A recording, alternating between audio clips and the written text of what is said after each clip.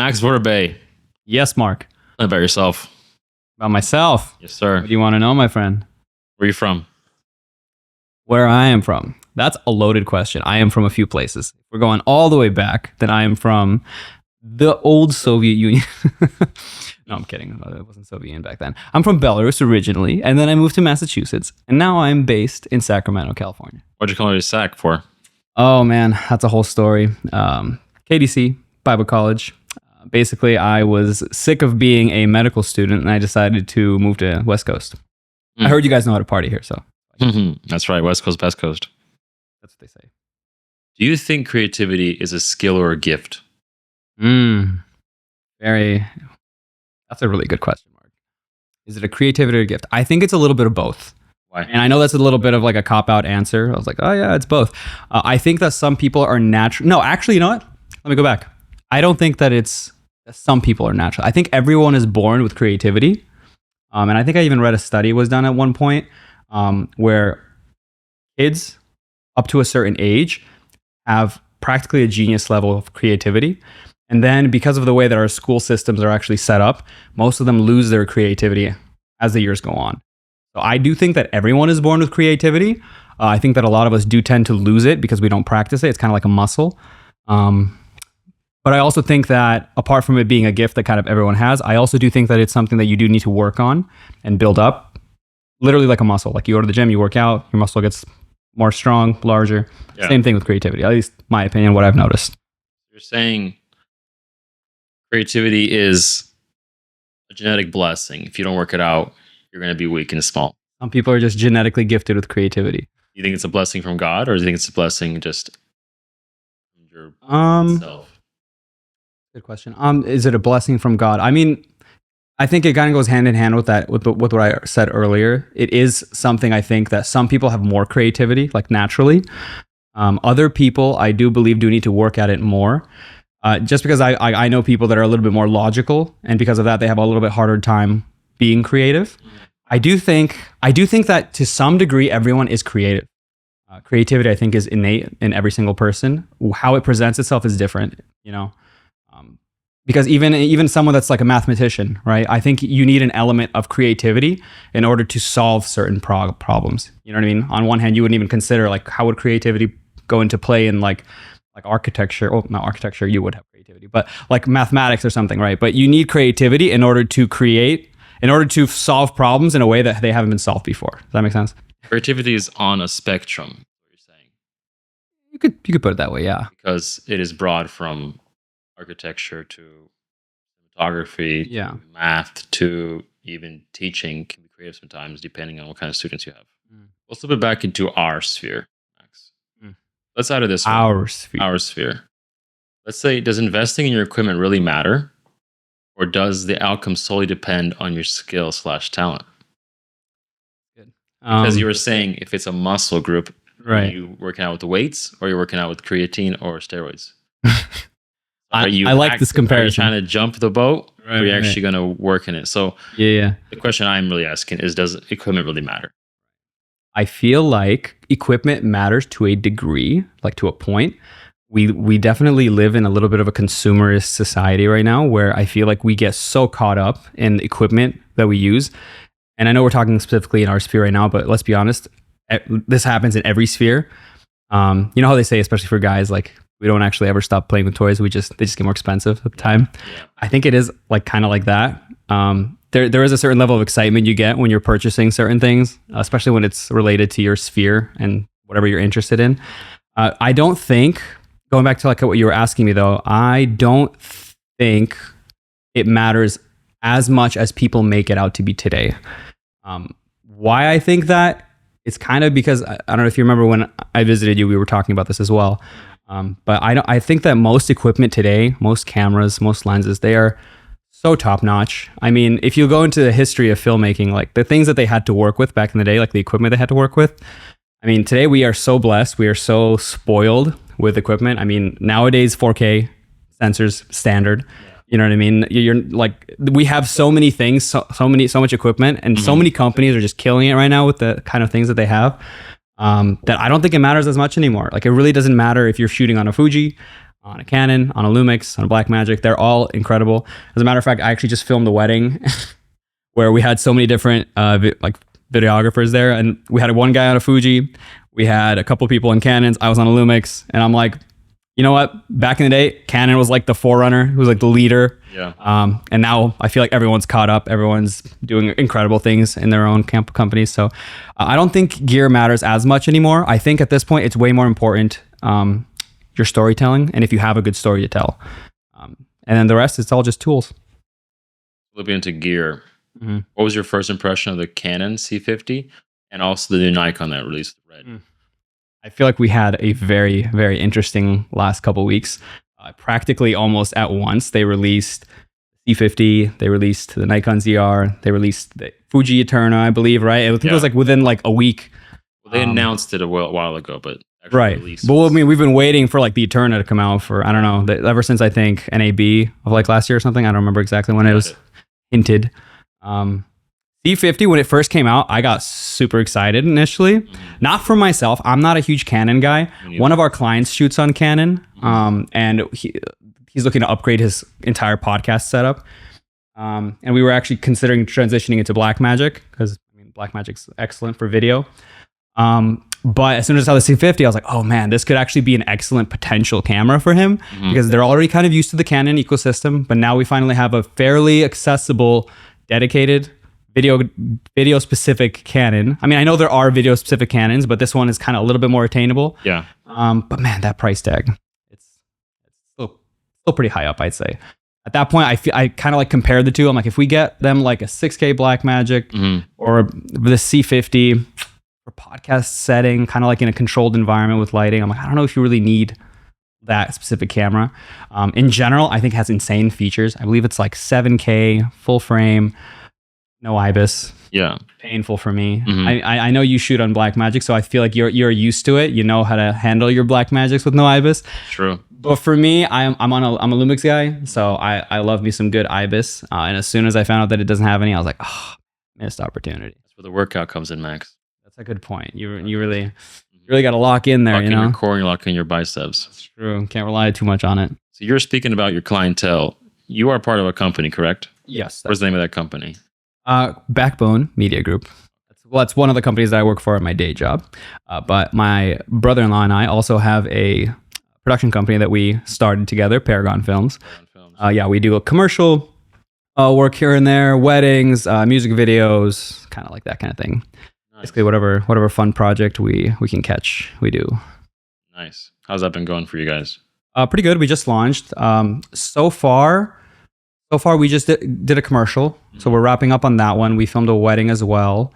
That one was done as well. So we're getting there. I mean, to be completely honest, I feel like we've been working together, doing tons of projects over the course of the last 3-4 years. So at this point, it's not like, I mean, we officially launched our production company, but I feel like we've been working together under that company without it actually having a name for the last, I don't know how many years. So essentially now it's official. Let's put it that way. But it's going pretty good. Would you say has been? Since my good old buddy Alexi and I started working together, I'd say, well, I initially, when I came here to Sacramento, believe it or not, I actually came as a Bible college student. Yeah. And he was one of the guys teaching the media classes there. So I guess you could say he did kind of teach me in some way. No, he did. He was one of our media. He was the media director, and he was one of our media teachers. And then he realized that he really needs me in his life, and so he decided to partner with me. Marry your sister. Yeah, that's a whole other story. So how many years has that been for you then?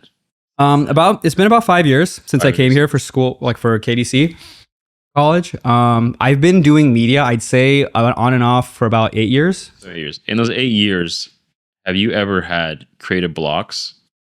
And do you believe in them, or are they just an excuse? Believe in them, like it's like Santa Claus or something.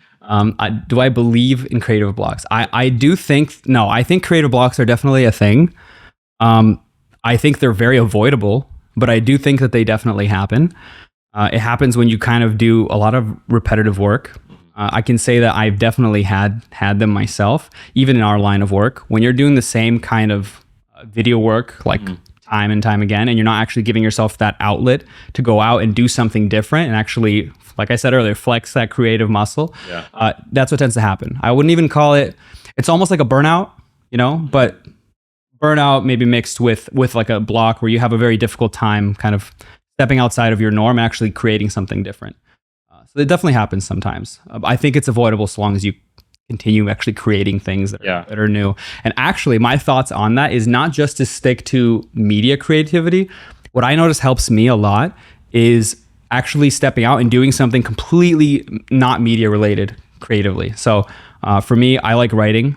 I like also sketching sometimes. I haven't done sketching in a while, but I remember back in the day when I would sketch, it actually would really help me. It kind of would flow and transfer over into media as well.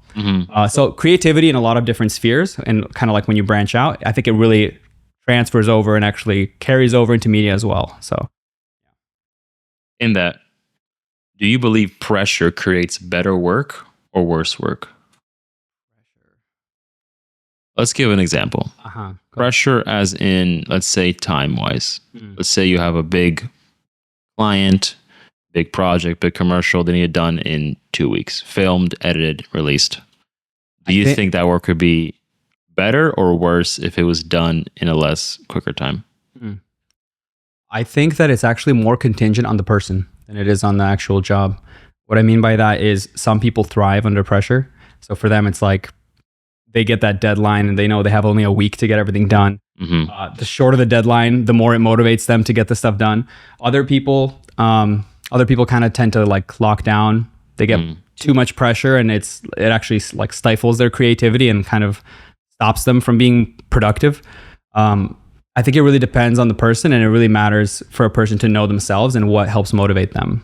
So if you know that you need to, like that kind of pressure doesn't work well on you, you need to make sure not to procrastinate. For me personally, I feel like too much pressure for me kind of does become overwhelming, and I notice that I do tend to procrastinate. So for instance, if I know that I have, say, a month to get a job done, I'm like, okay, I'm going to plan stuff out and I'm going to slowly kind of make my way there. If I, for some reason, procrastinate on that month and I have only a week left, I will get it done. Don't get me wrong, but it won't be as good of a job as if I actually carefully planned out and did everything with, what's the word I'm looking for? And if I did everything with the milestones that I set, does that make sense? So like basically if I know I have a month, I'm going to set milestones and I'm just going to kind of hit each and every one of them. So I guess it depends on the person. To answer your question, it depends on how you have to know yourself and what motivates you better. I think a lot of the creative fields that we work in solely depend on the person in the end game. 100%. They can have all these big name clients because they know somebody. But in reality, if they don't know what they're doing, they'll just fall apart. Yeah. And then people will blame it on work or the stress of it all, but in reality, it's just the person at the end of the day. So, yeah, that's true. In your opinion, should filmmakers jump on social media trends or ignore them? Oh, man, gotta love these trends. Yeah, I don't know if you saw the recent, like, super hyper narrow, cropped horizontal cropped Instagram post. Fake anamorphic. 6 times anamorphic. Bro, it's like 4x, 5x anamorphic. I think that I'm kind of split a little bit on this topic. I think that in order to survive in today's day and age, you need to be present on social media. And I'm preaching to the choir here right now, to myself, because we have very little social media presence right now. And I think that would help us a ton. So it's one of those things where I'm giving good advice that I need to start taking myself. Yeah, that's how it always is. That's how it always is. Thinking out loud. Yeah. But 100%, I think you need to, unfortunately, hop on trends in order to stay relevant. But I think there's a way to do it without metaphorically selling your soul. You know what I mean? Yeah. I saw recently some guy did it, basically that trend of like the super narrow horizontal video, except he did a thing where like, I think he used green screen, where it's like, it starts off with like cinematic, like really narrow, and then his hand kind of reaches over and grabs it and pulls it open. Yeah. I was like, bro, that's so creative. That's so cool. It's like where you see it, people know it's a trend, it grabs their attention. So you got that initial hook, but then like, he pulls it open and you get like a nice large image. So as a creator, you were able to actually productively and in a very good format show the work that you are working on. but you did it in a creative and clever way where you captivated the people that do fall for the trends or are interested in the trends. Does that make sense? Yeah. So essentially, I think there is a way to do it to like hop on trends, be relevant, but still put like a creative twist on it, your own twist on it, where you're not just being a follower, you know? Essentially, artists should take inspiration from other artists and not copy them. Basically. Yeah. What's one belief you had about creativity that you no longer agree with? What is one belief? Was it the muscle one? Yeah, honestly, I think I would have to go back to your initial question about the muscle. Because I used to think that some people were just creative and some people just weren't. And I think that's too black and white of a way to think. I think that there's a lot more gray when it comes to creativity. Growing up, you have like those kids in class who are like in art class, like drawing, like sketching, like Leonardo da Vinci, you know what I mean? And then there's those other people that are just incredibly amazing at your sciences, your maths, and you're like, okay, I guess that's how it is. I guess just some people are good at this, some people are good at that. But I don't see it that way anymore. I do genuinely believe that everybody is creative. Everyone is born with creativity. Whether or not you continue on and grow in that, completely up to you, and also up to people raising you as well. Unfortunately, in our school system, I wouldn't say it's really, I wouldn't say it really fosters an environment for creativity in most schools.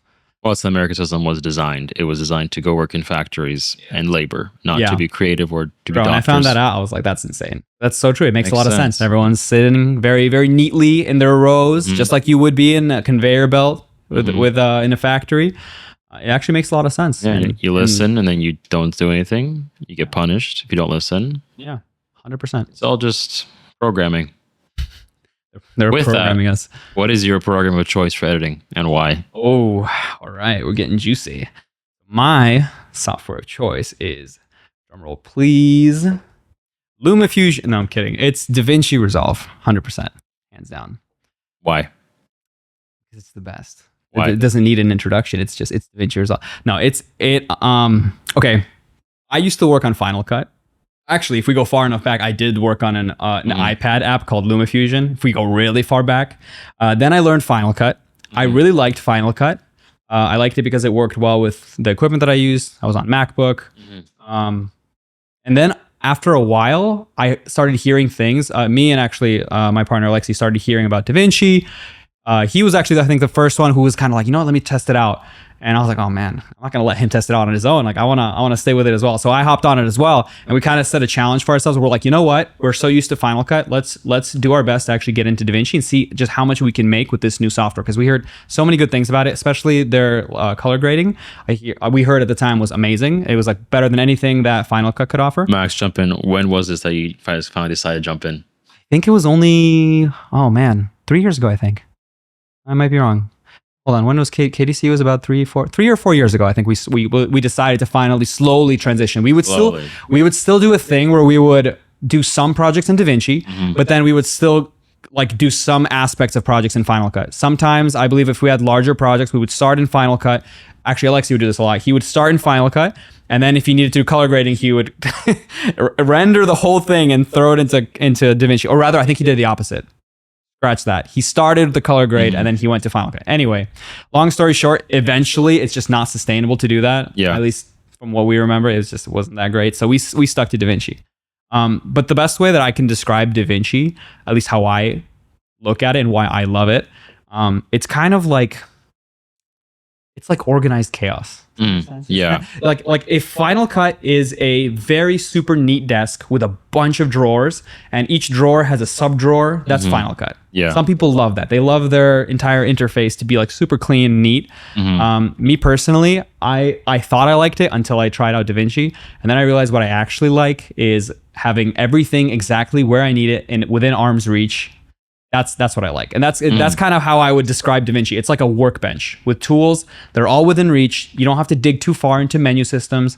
Everything is right there. Everything's very logical. It just makes sense. And so that's why I personally love it. Everything is like it's just so easy to use.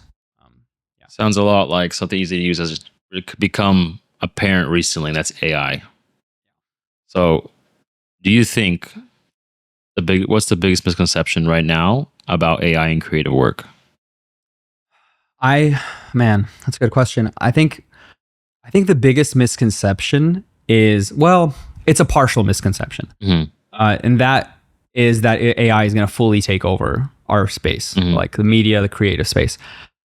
Let's be honest, it has done some crazy stuff recently. The kind of videos that I've seen made, I've seen entire commercials fully done from A to Z, fully in AI, fully done by prompts that people have written. And I'm not going to lie, initially when I saw that, I kind of got a little scared because I'm like, oh man, there goes our job. But you know what I noticed, Mark? I noticed that every single time I would see these videos, I knew right away when they were AI. Like I just could tell. Yeah. And so I'm going to be honest, I can still tell almost every single time. Like I'm almost 99% of the time I can tell if it's AI. I don't know if it's kind of like that uncanny valley type thing where your brain just, subconsciously can register if something is real or not. Yeah. It has gone like leaps and bounds better than what it used to be. But nowadays, I still think you can still tell. And I think that we're still a little ways off from it fully replacing our sphere. But I think the more important thing is not being super concerned about whether or not it's going to replace you. I think that there's always going to need to be people that are going to be able to use it. Yeah. So in my personal space right now, we use AI pretty heavily. So for us, instead of freaking out and being like, oh man, AI, like that's going to take our jobs. No, we're like, let's use it as a tool because that's what it is. That's what it was made for.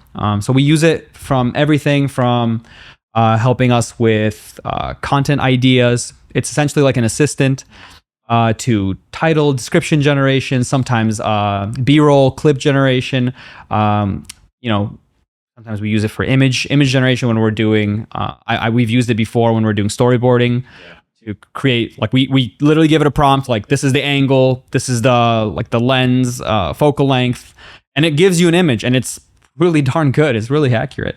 So I think that so long as people realize that AI, unfortunately, I don't think it's going anywhere unless they make some kind of regulation, like on the government level to like regulate it. Yeah. It's not going anywhere. It's here to stay. So I think the best thing we can do is learn how to be masters over it, so to speak, and kind of use it as the tool that it is, not be scared of it. Yeah. And see what kind of creativity can come from using it instead of being scared of it. For our final question with the creativity you just mentioned, do you think trends help creativity or kill originality? Because I think following up on that previous conversation we just had about kind of hopping on a trend, everybody seems to do it. So in that form, the artist is no longer taking inspiration, they are copying. So the originality is gone at that point. It's just a bunch of Mona Lisas and Da Vinci's. There is no standalone type, except the person who made the first one. Right. So in that form, when we look at social media, is it all just copying different forms of it, or are we constantly seeing originality? Because I don't know about your For You page, but mine is constantly just copying. Yeah. For that 5,000 by dimension, that dimension sphere, the FX6 at the carnival. Yeah. It looks cool. The halation looks cool. Yeah. But I think there are some aspects where it is taking inspiration, but a lot commonly it is chasing, I think, views and engagement. So they see that this works, so they'll all just copy it. It should work, which you probably tried this before. Most of the time doesn't work. Right. But what is your opinion on that? I think that there is a reason why a trend becomes a trend in the first place. So I think that there is a psychological principle that takes place when something becomes a trend. So, tomorrow you can decide, I'm going to try this new filmmaking method where I'm going to, stick a camera on a ceiling fan and, make coffee. Yeah. Random type of video, right?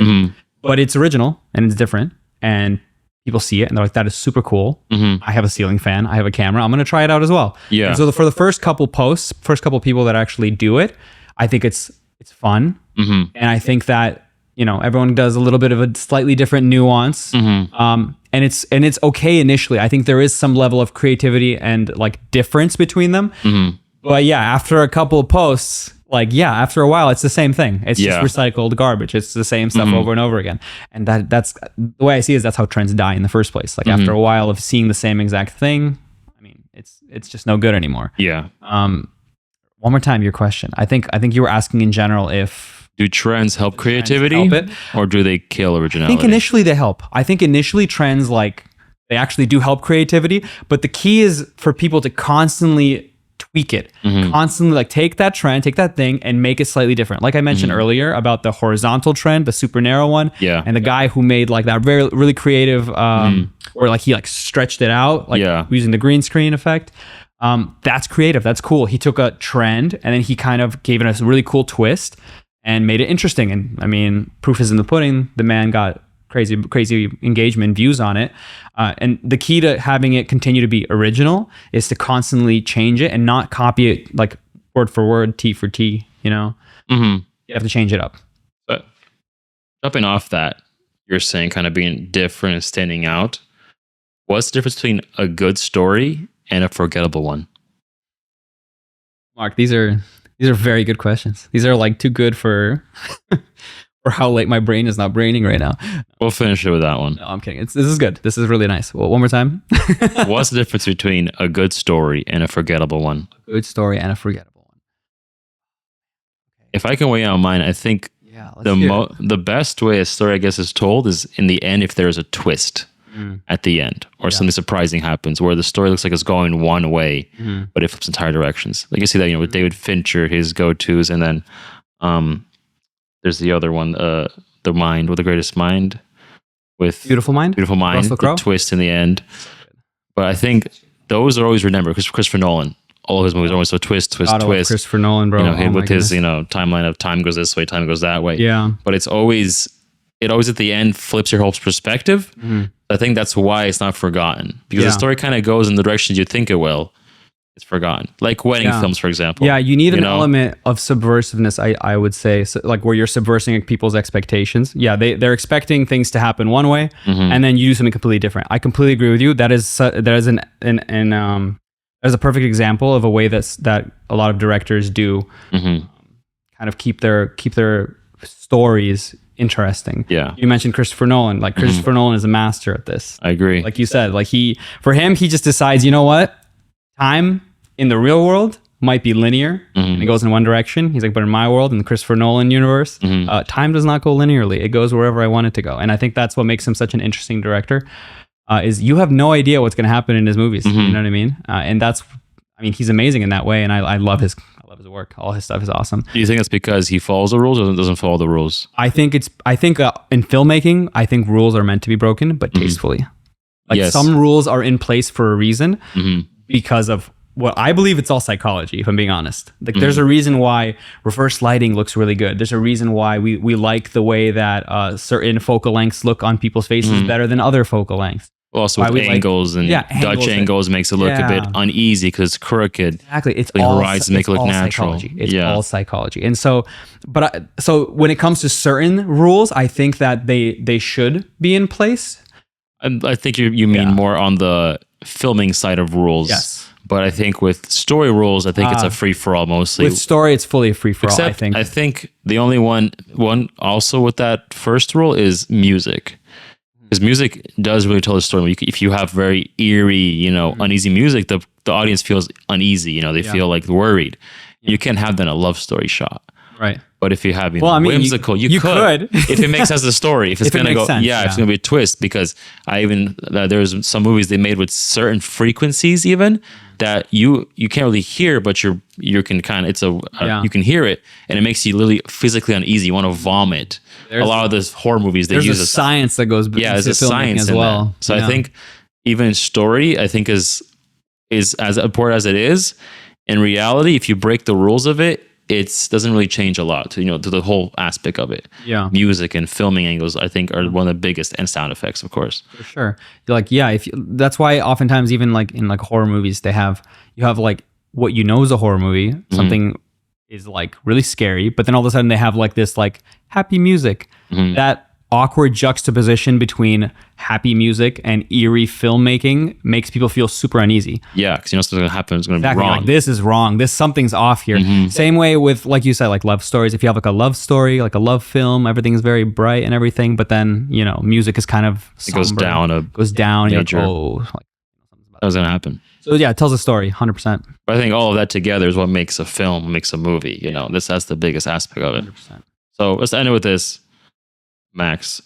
What is your favorite movie or film or short film on YouTube, and why? In total, everything you've viewed in your whole life, what is your favorite and why? I feel like I keep going back to this. You have to pick one. Do I have to pick one? Can I have two? Give me a real. It's your favorite. Okay, no, my favorite movie, still to this day, I keep coming back to it, is it would have to be Christopher Nolan's Interstellar. I agree. It was one of the only films that I watched in the movies that I actually had like I feel like a deep emotional reaction to. Did you cry? I one tear. Just one mark. That's all that matters. Okay. That's one tear. And it's one of those movies that I can rewatch over and over again. And my wife can attest to this. But I do not like rewatching movies. If they're subpar, or if they're even just average, like decent, one time usually is enough for me, unless I'm going back to just, you know, break it down, like visually. I'm not going to watch it for enjoyment. I need to have at least like 4 or 5 years to pass before I watch it. Interstellar is one of those movies where I could watch it like I wouldn't say every day, but I could watch it pretty regularly and I wouldn't get bored of it. There's so much nuances that go into that film, from the cinematography to the color grading to, in general, just the way that the story flows and the way that he kind of like, the way he told that story in general. It's so amazing. So yeah, that would probably have to be my number one favorite overall film. A good honorable mention for me, believe it or not, would have to be Baby Driver. I don't know if you've ever seen that. That was a really good film. Such a good film. I love the visual elements of that film. There's so many like little details that they included in that film in order to help like progress the story. Acting is top notch in that one as well. Anyway, and the way the music also blends in with the film, so good. They did such a good job in the music, and it's overall awesome. Well, Max, it's been a pleasure. Very much. I'll talk with you again in the next episode. Can't wait. All right. Boom.